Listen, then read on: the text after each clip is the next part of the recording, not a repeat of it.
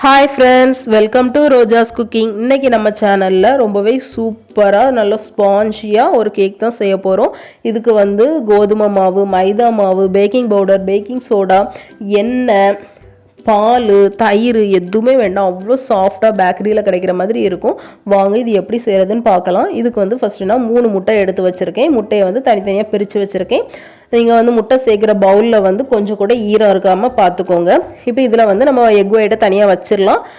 மஞ்சக்கருவை மட்டும் நம்ம எடுத்துக்கலாம். இதில் வந்து 1 டேபிள் ஸ்பூன் அளவுக்கு சுகர் சேர்த்துக்கிறேன். அது கூட ஒரு அரை டீஸ்பூன் அளவுக்கு வெனிலா எசன்ஸ் சேர்த்துக்கிறேன். சேர்த்துட்டு இதை வந்து நம்ம நல்லா பீட் பண்ணி எடுத்துக்கணும். ஒரு 3லேருந்து 4 நிமிஷத்துக்கு நல்லா பீட் பண்ணி எடுத்துக்கோங்க. விஸ்கு அப்படி இல்லைன்னா ஒரு ஸ்பூன் வச்சு கூட நீங்கள் நல்லா பீட் பண்ணி எடுத்துக்கலாம். இப்போ வந்து ஒரு 4 நிமிஷம் ஆயிடுச்சு. லைட்டாக கலர் சேஞ்ச் ஆகிருக்கு பாருங்கள், உங்களுக்கு பார்த்தாலே தெரியும். எனக்கு வந்து இது போதும். உங்களால் என்ன கொஞ்சம் பீட் பண்ண முடியும் அப்படின்னா நீங்கள் தாராளமாக என்ன கொஞ்சம் நேரம் தாராளமாக பீட் பண்ணிக்கலாம். அடுத்தால இதில் வந்து நம்ம ஒரு மாவு சேர்க்க போகிறோம். மைதா மாவு வேண்டாம், கோதுமை மாவு வேண்டாம். நான் இன்னைக்கு வந்து கார்ன்ஃப்ளவர் மாவு வச்சு இது செய்ய போகிறேன். 3/4 கப் அளவுக்கு கார்ன்ஃப்ளவர் மாவு எடுத்திருக்கேன். இது நல்லா ஸ்பாஞ்சியாக அவ்வளோ சாஃப்டாக இருக்கும். 3/4 கப் மாவில் வந்து ஒரு 2 டேபிள் ஸ்பூன் மட்டும் நான் இதில் வந்து மஞ்சக்கருவில் வந்து நான் சேர்த்து நல்லா மிக்ஸ் பண்ணிக்கிறேன். 2லேருந்து 3 ஸ்பூன் சேர்த்துக்கலாம். ரொம்ப வந்து சேர்க்க வேண்டாம். சேர்த்துட்டு நம்ம இதை வந்து தனியாக வச்சிடலாம். மீதி இருக்கிற மாவும் தனியாக இருக்கட்டும். அதை நம்ம கடைசியாக சேர்த்துக்கலாம். மாவு சேர்த்ததுக்கு அப்புறமா ரொம்ப மிக்ஸ் பண்ண வேண்டாம். லைட்டாக மிக்ஸ் பண்ணால் போதும். அந்த கட்டி இல்லாமல் நீங்கள் வந்து மிக்ஸ் பண்ணால் போதும். இப்போ இதை வந்து நம்ம தனியாக வச்சிடலாம். அடுத்தால எக் ஒயிட் எடுத்துக்கலாம். இதை வந்து நம்ம மிக்ஸ் பண்ணிக்கணும். நீங்கள் வந்து விஸ்க் இதே மாதிரி விஸ்க்கு கூட யூஸ் பண்ணிக்கலாம். ஆனால் இதை விட கொஞ்சம் பெரிய விஸ்காக இருந்தால் உங்களுக்கு வந்து பீட் பண்ணுறதுக்கு ஈஸியாக இருக்கும். அப்படி இல்லைனாக்கி நீங்கள் இதே மாதிரி உட்டன் விஸ்க் வந்து நம்ம யூஸ் பண்ணிக்கலாம். என்ன பொறுத்தவரை அந்த நார்மல் விஸ்கை விட இந்த உட்டன் விஸ்கை நம்ம யூஸ் பண்ணும்போது ரொம்பவே சீக்கிரமாகவே அந்த எக் ஒயிட் வந்து நல்லா ஃப்ளஃபியாக நம்மளுக்கு கிடைக்கும். இது கூட நம்ம வந்து சுகர் சேர்த்துக்கலாம். நான் அதில் வந்து 1 டேபிள் ஸ்பூன் சுகர் சேர்த்துருந்தேன். இதில் வந்து நான் 7 டேபிள் ஸ்பூன் அளவுக்கு சுகர் சேர்த்துக்கிறேன். மொத்தமாக நான் வந்து அரை கப் அளவுக்கு சுகர் இந்த கேக்குக்கு யூஸ் பண்ணியிருக்கேன். இந்த சுகரை வந்து நம்ம ஒவ்வொரு ஸ்பூனாக கொஞ்சம் கொஞ்சமாக சேர்த்து நல்லா பீட் பண்ணி எடுத்துக்கணும். உங்களால் எவ்வளோ முடியுமோ நீங்கள் அந்த அளவுக்கு பீட் பண்ணிக்கோங்க. ரொம்ப ஃப்ளஃபியாக வரணும்னு வேண்டாம். உங்களால் முடிஞ்ச அளவுக்கு நீங்கள் வந்து பீட் பண்ணிக்கோங்க. நான் வந்து ஒரு 15 நிமிஷம் நான் இதை வந்து நல்லா ஸ்பீடாக பீட் பண்ணி எடுத்திருக்கேன். இது கூடாலே ஒரு 1/4 டீஸ்பூன் அளவுக்கு உப்பு சேர்த்துடலாம். சேர்த்து நல்லா பீட் பண்ணிக்கலாம். இப்போ பாருங்கள், எனக்கு ஒரு நல்ல ஒரு க்ரீமியாக எனக்கு வந்து கிடச்சிருக்கு. எனக்கு இது போதும். உங்களால் எனக்கு கொஞ்சம் பீட் பண்ண முடியுமா நீங்கள் பீட் பண்ணிக்கோங்க. நான் இதோட ஸ்டாப் பண்ணிக்கிட்டேன். அடுத்தால இதில் வந்து நம்ம மிக்ஸ் பண்ணி வச்சுருந்தேன் அந்த மஞ்சக்கருவும் மாவு அதை சேர்த்துட்டு அது கூட மீதி இருந்த அந்த கார்ன்ஃப்ளவரையும் நான் சேர்த்துருந்தேன். மொத்தம் நான் வந்து 3/4 கப் அளவுக்கு கார்ன்ஃப்ளவர் மாவு எடுத்திருந்தேன். இன்க்ரீடியன்ஸ் எல்லாமே டிஸ்கிரிப்ஷன் பாக்ஸில் கொடுத்துருக்கேன், நீங்கள் செக் பண்ணிக்கோங்க. சேர்த்துட்டு நல்லா ஸ்லோவாக மிக்ஸ் பண்ணிக்கோங்க. நான் வந்து வீடியோ வந்து ஓட விட்டுருக்கிறதுனால உங்களுக்கு ஸ்பீடாக தெரியுது. ஆனால் நான் வந்து ரொம்ப ஸ்லோவாக தான் இதை மிக்ஸ் பண்ணியிருக்கேன். அந்த மாவு எல்லாமே நல்லா கரைஞ்சி கட்டி இல்லாமல் வரணும். அந்த அளவுக்கு நீங்கள் வந்து மிக்ஸ் பண்ணால் போதும். ஓவர் மிக்ஸ் வேண்டாம். ஓவர் மிக்ஸ் பண்ணிங்கன்னா உங்களுக்கு கேக் வந்து ரொம்ப ஹார்ட் ஆகிடும். அதனால ரொம்ப மிக்ஸ் பண்ண வேண்டாம். அடுத்தால இதை வந்து ஒரு கேக் டீன் அப்படிலாம் ஏதாவது ஒரு பாத்திரத்தில் நம்ம சேர்த்துடலாம். பட்டர் பேப்பர் சேர்த்துட்டு அதில் நம்ம சேர்த்துடலாம். சேர்த்ததுக்கு அப்புறமா ஒரு குச்சி டூத்பிக் ஏதாவது வச்சு இதே மாதிரி நீங்கள் வந்து பண்ணிக்கோங்க. பண்ணிவிட்டு 2 டேப் பண்ணி எடுத்தீங்கன்னா உங்களுக்கு உள்ளே இருக்கிற ஏர் பபிள்ஸ் எல்லாமே ரிலீஸ் ஆயிரும். ரொம்ப சாஃப்டாக நம்மளுக்கு வந்து கிடைக்கும் அந்த டைமில். அதனால இதே மாதிரி பண்ணிக்கோங்க. அடுத்தெல்லாம் நான் அன்றைக்கி கடாயில் செய்ய போகிறேன். கடாயில் வந்து ஒரு ஸ்டாண்டு போட்டு ஒரு 5 நிமிஷம் ப்ரீஹீட் பண்ணிவிட்டு நம்ம இதை சேர்த்துடலாம்.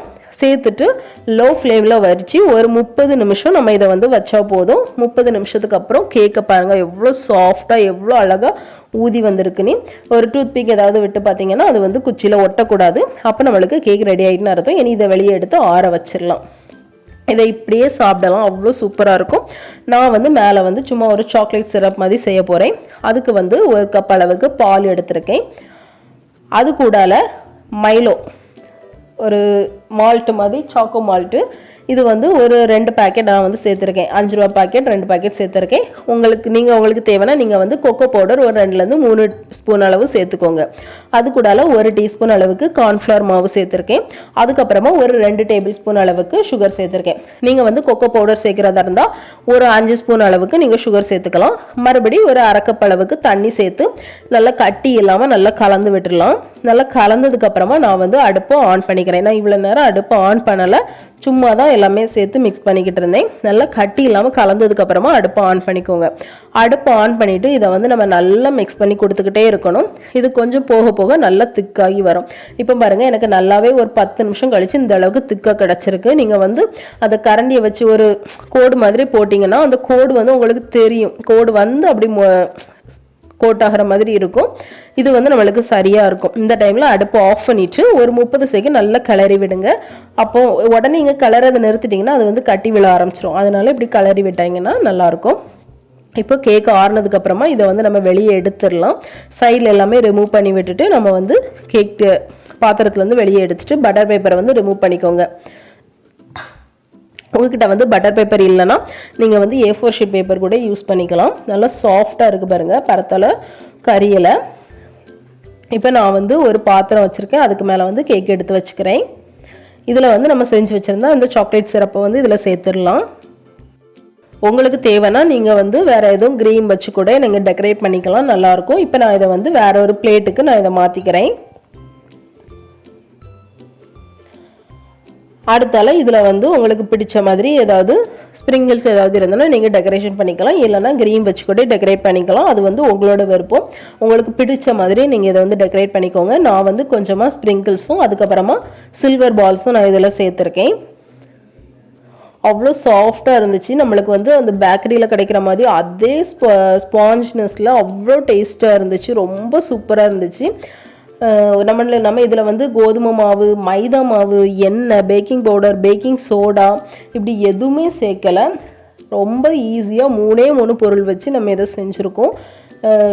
குயிக்காக நம்ம செஞ்சிடலாம். முட்டையும் வந்து ரொம்ப நீங்கள் ஃப்ளஃபியாக அடிக்கணும்னு வேண்டாம். உங்களால் முடிஞ்ச அளவு ஒரு 10 நிமிஷம் நீங்கள் அடித்தாலே போதும். இவ்வளோ சூப்பராக இருக்கும். கண்டிப்பாக ட்ரை பண்ணி பாருங்கள் ஃப்ரெண்ட்ஸ். ட்ரை பண்ணி பார்த்தீங்கன்னா எப்படி இருந்துன்னு எனக்கு கமெண்ட்டில் சொல்லுங்கள். இந்த வீடியோ உங்களுக்கு பிடிச்சிருந்தா லைக் பண்ணுங்கள், ஷேர் பண்ணுங்கள், சப்ஸ்கிரைப் பண்ணுங்கள். Bye friends.